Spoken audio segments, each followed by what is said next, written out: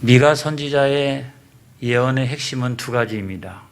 하나는 죄에 대한 심판이죠.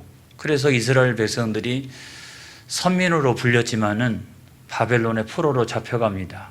거기서 음행의 값, 또 기생의 값을 다 치르게 되는 거죠. 또 하나님은 회복하시는 하나님이시다. 70년이 지나고 난 다음에 이스라엘 백성들을 돌아오도록 역사하십니다. 이들이 돌아와서 무슨 일을 했을까요? 이들이 돌아와서 첫 번째로 한 일은 스룹바벨 중심으로 하나님의 성전을 짓는 거였어요. 두 번째로는 학사 에스라가 중심이 돼가지고 하나님의 율법을 가르치는 일이었습니다. 그리고 세 번째로는 느헤미야가 중심이 돼서 무너진 성벽을 수축하는 일을 했어요. 저는 오늘날도 현실의 교회가 그 일을 계속해서 해가야 된다고 생각합니다. 하나님의 교회당이 없는 곳에 교회당을 짓고, 또 하나님의 말씀을 가르치고 선포하고, 또 무너진 성도들의 신앙을 수축하는 일, 이거는 주님 오실 날까지 우리가 멈출 수 없는 교회의 중요한 과제잖아요. 근데 과연 온전하게 이들이 회복되었을까? 그렇게 해서 과연 이들이 온전하게 회복되었을까? 모든 사람들이 다 돌아온 사람들마다 하나님 앞에 마땅히 드려야 될 참된 예배를 드렸느냐? 그리고 그 모든 사람들이 하나님 말씀대로 온전히 순종을 하였느냐? 철저하게 순종을 하였느냐? 그리고 무너진 신앙을 수축하면서 살아갔느냐? 대부분의 사람들은 그렇지 않았어요. 어떤 사람들은 시간이 지나면서 변절하는 사람도 있었고요. 또 어떤 사람들은 회방하는 사람들도 있었습니다. 끝까지 믿음을 지킨 사람들은 소수의 사람들이었어요. 이 끝까지 믿음을 지킨 사람들을 뭐라고 표현하느냐? 구약시대에는 남은 자 그랬어요. 오늘 성경 말씀으로 보면은 야곱의 남은 자 이런 거죠. 신약성경 요한계시록에 보면 이기는 자 이렇게 표현하고 있습니다. 이거 같은 말이에요. 표현만 다를 뿐이지 사실은 거의 같은 말이다. 여러분, 독립운동을 할 때에도 모든 사람들이 처음에 가졌던 순수한 마음을 가지는 것은 아닙니다. 시간이 지나면서 안 되는구나 싶으면 변절하는 사람도 있고요. 신앙생활도 여러분 마찬가지입니다. 그래서 우리는 사람을 보면 안 됩니다. 세상을 보면 안 됩니다. 우리가 사람 전체가 가지고 있는 가능성, 그죠? 하나님이 끝끝내 포기하지 않기 때문에 사람 전체가 가지고 있는 가능성에 대해서 우리가 인정하는 것이지만 한 사람 한 사람은 절대로 그렇지 않습니다, 여러분. 그래서 온전한 회복이라고 하는 것은 절대로 사람에게서 나올 수가 없다. 온전한 회복이라고 하는 것은 어디에서 나오는 것이냐? 그 길을 말씀하시는 것이 하나님의 말씀이에요. 할렐루야. 그 길은 하나님의 말씀 가운데 있습니다, 여러분. 그래서 미가서 4장 2절에 있는 말씀을 보겠어요. 다 같이 시작. 곧 많은 이방 사람들이 가며 이르기를 오라, 우리가 여호와의 산에 올라가서 야곱의 하나님의 전에 이르자. 그가 그의 도를 가지고 우리에게 가르치실 것이니 우리가 그의 길로 행하리라 하리니 이는 율법이 시온에서부터 나올 것이요 여호와의 말씀이 예루살렘에서부터 나올 것임이라. 아멘. 저는 미가 선지자가 참 대단하다고 생각해요. 물론 하나님께서 눈을 열어주셨기 때문에 몇 년 후의 일도 알고, 또 한 100년쯤 지나서 유다가 멸망할 것도 알고, 또 한 700년, 800년이 지나고 난 다음에 어떤 일이 벌어질 것을 다 바라보고 있었어요. 여러분, 그런 영적인 눈이 열리기를 주의 이름으로 축복합니다. 할렐루야. 그런 눈을 가지고 있느냐 없느냐 하는 것은 굉장히 중요한 일이에요, 여러분. 그런 눈이 열리기를 축복합니다. 그래서 그 날이 오면 천하 만국의 복음이 전파될 것이다. 그래서 수많은 이방인들이 그분의 말씀을 듣기 위하여 하나님의 성전으로 모여들기 시작할 것이다. 그리고 믿는 자의 무리가 엄청나게 늘어가게 될 것이다. 이거를 예언하고 있는 거예요. 여러분, 그분이 누구입니까? 그분이 누구입니까, 여러분? 미가서 5장 2절의 말씀에 보면 오늘 본문이죠. 이렇게 되어 있습니다. 베들레헴 에브라다야, 너는 유다 족속 중에 작을지라도 이스라엘을 다스릴 자가 내게서 내게로 나올 것이라. 그의 근본은 상고의 영혼에 있느니라. 이 엄청난 그 예언을 한 거예요. 그분은 예수 그리스도인 것을 믿으시기 바랍니다. 예수님은 베들레헴에서 태어나신대요. 왜 그랬을까요? 거기가 가장 작은 고을이기 때문에 그래요.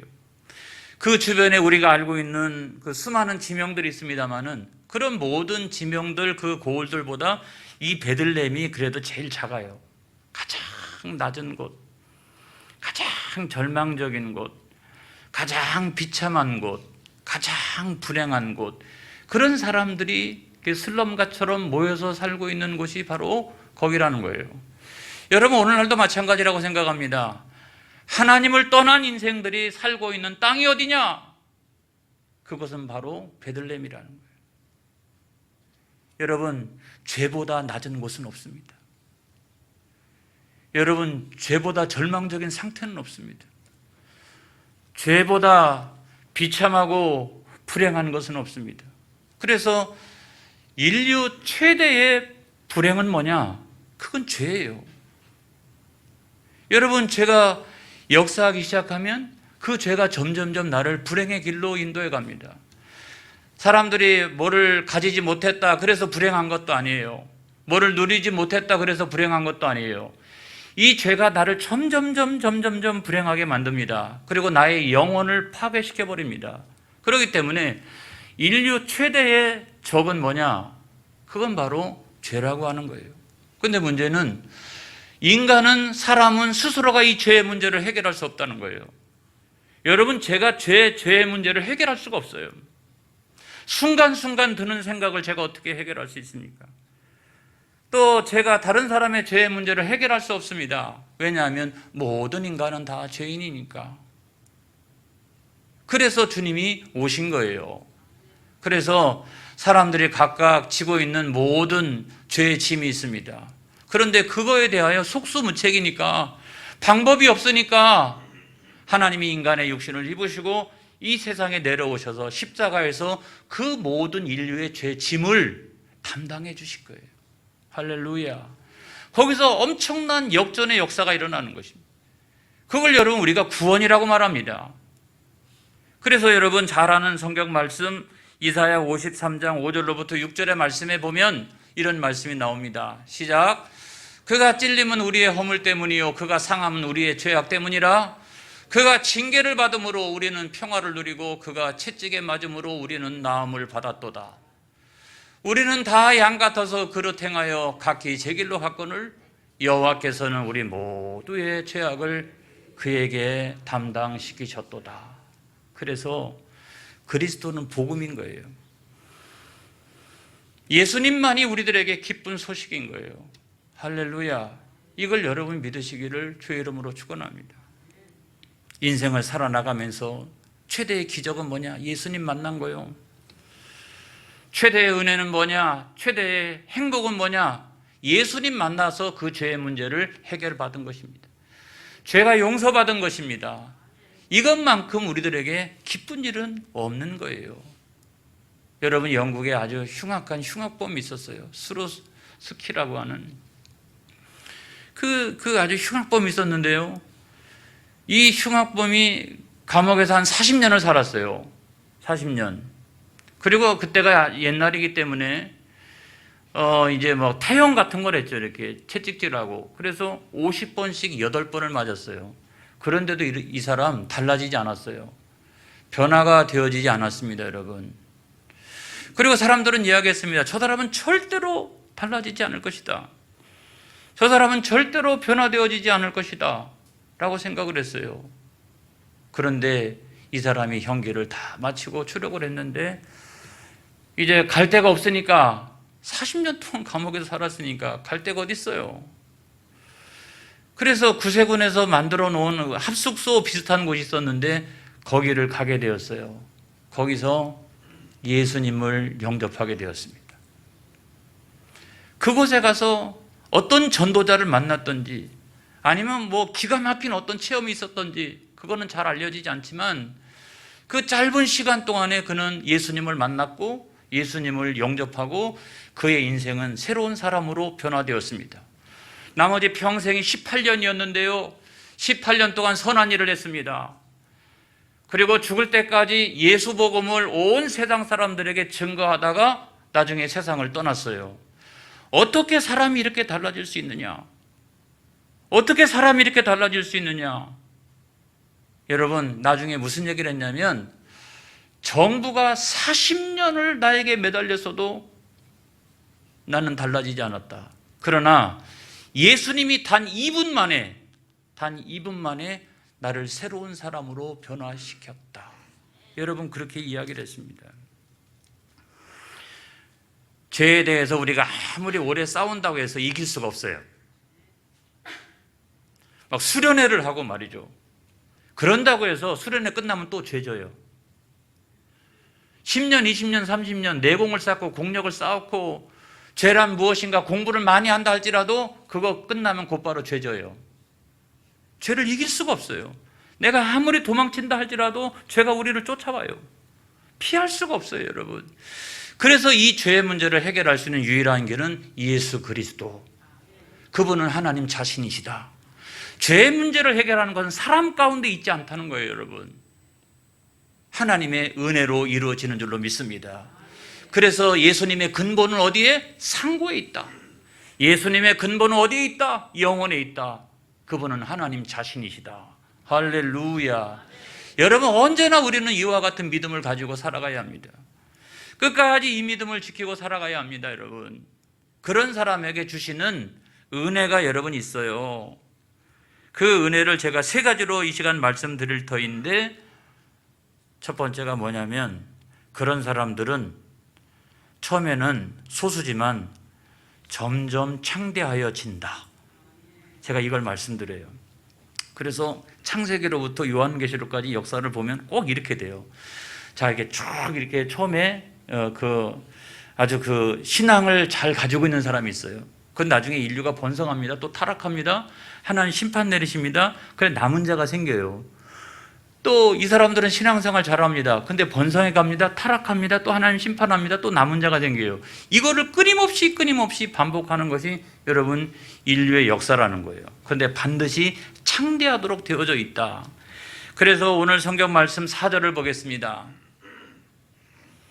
시작. 그가 여호와의 능력과 그의 하나님 여호와의 이름의 위엄을 의지하고 서서 목축하니 그들이 거주할 것이라. 이제 그가 창대하여 땅끝까지 미치리라. 할렐루야. 그래서 예수님은 하나님의 능력과 위엄이 있어요. 그분이 목축을 하니, 그분이 목양을 하니까 우리는 그분의 어린 양인데 점점점 창대하여 지도록 되어져 있다는 거예요. 이것이 뭐냐면 교회 시대예요. 교회 시대. 그분이 목회하기를 시작하는 그 순간부터 이 땅에는 교회 시대가 시작된 거예요. 그래서 교회 시대라고 하는 것은 예수님의 초림과 예수님의 재림 사이에 현실에서 존재하는 것이 교회 시대예요. 그리고 나중에는 그 교회가 천상교회가 되어지는 것입니다. 그걸 우리가 천국이라고 말한다. 우리는 교회 시대를 살아갑니다. 교회는 어떠한 탄압과 또 그런 것이 있다 할지라도 교회는 어떻게 점점점 창대하여지도록 되어져 있다. 이걸 믿으시길 바랍니다. 그래서 그때로부터 시작해서 오늘날 보면은 전 세계 인구 가운데 제일 종교 인구 분포로 따지면 제일 많은 사람들이 기독교인이에요. 그리스도인들이 제일 많아요. 거의 전 세계 인구의 한 3분의 1 정도가 됩니다. 엄청난 일이죠. 이 창대하여지리라. 주님이 목회하시는 모든 곳에서 창대케 되어지는 역사가 일어나요. 그래서 끝까지 이 믿음 가지고 있으면 지금은 어려울지라도 지금은 힘들지라도 반드시 점점 창대하여진다는 사실을 믿으시기 바랍니다. 그 다음에 두 번째로 보면은 평안하게 된다는 거예요. 5절의 말씀 보겠습니다. 시작. 이 사람은 평강이 될 것이라. 아수르 사람이 우리 땅에 들어와서 우리 궁들을 밟을 때에는 우리가 7 목자와 8 군왕을 일으켜 그를 치리니. 이런 말씀이 있거든요. 예수님은 평강의 왕이신 줄로 믿습니다. 그리고 이 세상을 평강으로 통치하실 때에 거기에 7 목자가 등장하고 8 군왕이 등장하는데, 여러분 이 사람들이 누군지를 모르겠어요. 그렇지만 통칭해서 보면 하나님의 구원의 역사를 조력하는 사람들, 그러니까 사람일 수도 있고 아니면 뭐 영적인 존재들일 수도 있어요. 아무튼 하나님의 구원의 역사를 조력하는 천사들과 어떤 사람들이 여러분 주변에서 많이 일어나기를 축복합니다. 할렐루야. 많이 일어나기를 축복합니다. 이런 사람들이 그 주변에서 역사하기 때문에, 영적인 존재들이 역사하기 시작하고 하나님이 사람을 붙여주시기 시작하시기 때문에 원수 마귀가 우리에게 찾아온다 할지라도 점점 어떻게 영적인 세계에서, 육적인 세계에서 나를 돕는 사람들이 형성이 되어져서 나중에는 평강을 얻게 될 것이다. 여러분 믿으시길 바랍니다. 지금 복잡한 문제가 있고 힘든 문제가 있고 괴로운 어떤 문제들이 있을지라도 여러분 반드시 하나님은 여러분 도와주실 거예요. 영적인 세계에서 도와주십니다. 또한 사람들을 통하여서 여러분들을 도와주십니다. 원수 마귀를 물리쳐 주십니다. 이걸 믿으시기를 주의 이름으로 바랍니다. 평안을 빼앗기지 않기를 바라요. 그리고 우리는 마침내 영적 전쟁에서 승리하게 되어져 있다. 6절의 말씀을 보겠습니다. 시작. 그들이 칼로 아수르 땅을 황폐하게 하며 니므롯 땅 어기를 황폐하게 하리라. 아수르 사람이 우리 땅에 들어와서 우리 지경을 밟을 때에는 그가 우리를 그에게서 건져내리라. 우리가 아무리 세상에도 힘 있고 능력 있고 많이 배우고 한다 할지라도 우리가 원수 마귀를 싸워서 승리하기는 어려워요. 그런데 어떻게 해서 이기느냐? 예수님이 우리의 대장 되시니 그분이 십자가 위에서 승리하셨기 때문에 우리는 그분을 믿는 믿음 안에서 최후에 승리하게 될 줄로 믿습니다. 그래서 우리는 반드시 최후에 승리하도록 되어져 있다. 이거를 여러분 믿어야 되는 거예요. 여러분 이런 신앙을 우리가 가지고 살아가면 하나님께서 이와 같은 창대케 하시는 복, 그 다음에 평안케 하시는 복, 영적인 전쟁에서 이기는 그 복을 우리에게 주신다는 거예요. 그래서 믿음의 사람들은 자존감이 높아야 합니다. 할렐루야. 제가 이 말씀을 꼭 드리고 싶어요. 예수 믿어도 자존감이 너무 낮으신 분들이 있어요. 여러분 오늘 이 성경 말씀에 은혜가 되시기를 바랍니다. 2절의 말씀에 보면 예수님 태어나신 곳이 베들레헴이었어요. 작을지라도 그랬어요. 그렇지만 그의 근본은 어디에 있다? 상고에 있다. 영혼에 있다. 할렐루야. 그렇게 말씀하고 있는데 오늘날 우리도 마찬가지라는 거예요. 우리도 세상에서 가진 것, 내가 누리고 있는 것, 배운 것, 또 세상의 지위라든가 이런 것들은 내가 작을지라도 너의 근본은 나는 하나님의 자녀이기 때문에 내 근본은 어디에 있다? 상고에 있다. 영혼에 있다.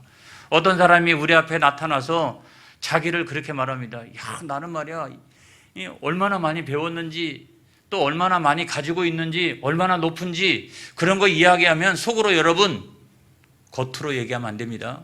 꼭 속으로만 까불고 있어. 내가 얼마나 많이 배웠는데 내가 얼마나 많이 가지고 있는데 내가 얼마나 세상에서 높은데 까불고 있어. 나는 하나님의 자녀야. 내 근본은 하나님께 다 있어. 그래서 나는 많은 것을 알고 많은 것을 가졌고 나는 엄청나게 높아. 너하고 비교할 수가 없어. 그런 영적인 그런 자존감, 그런 영적인 자존감을 가지고 사시기를 주의 이름으로 축원합니다. 할렐루야. 그 다음에 두 번째로 보면 이슬과 같은 담배와 같은 인생으로 살아가야 된다. 그래서 여러분들이 첫 번째로는 너무 왜소화되지 않기를 바랍니다. 난 안 돼, 난 못해, 난 할 수 없어 이런 사람이 되어지지 않기를 바랍니다. 자, 두 번째로는 이슬과 같고 담배와 같은 인생이 되시기를 바랍니다. 7절의 말씀에 보니까 이렇게 되어 있죠. 시작. 야곱의 남은 자는 많은 백성 가운데 있으리니 그들은 여호와께로부터 내리는 이슬 같고 풀 위에 내리는 단비 같아서 사람을 기다리지 아니하며 인생을 기다리지 아니할 것이며.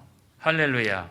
이게 바로 야곱의 남은 자라는 거예요. 끝까지 신앙을 지키는 사람은 많은 백성들 가운데 있으리라 그러는 거예요. 여러분, 외톨이가 되지 않기를 바랍니다. 영적인 외톨이가 되어지지 않기를 바랍니다. 그래서 여러분, 많은 사람들 가운데 있는데 뭐와 같다? 젊은 사자와 같다. 그 말은 이 영향력 같은 거죠. 이게 영향력이죠. 그런 영향력이 있기를 바랍니다.